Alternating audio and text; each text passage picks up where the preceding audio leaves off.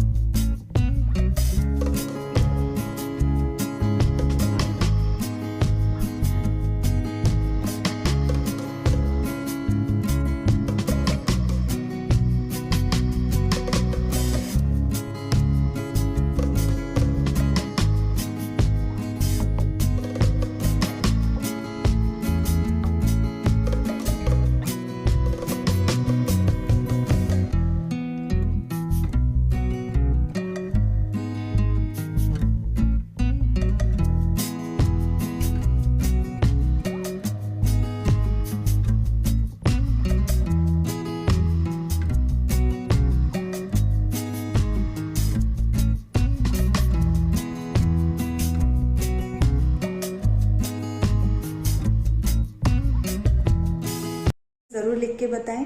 और अगर आज की वीडियो आपको अच्छी लगे तो इसे लाइक ज़रूर कर दीजिएगा, अपने फ्रेंड के साथ भी ज़रूर शेयर कीजिए और चैनल को सब्सक्राइब करना मत भूलिए।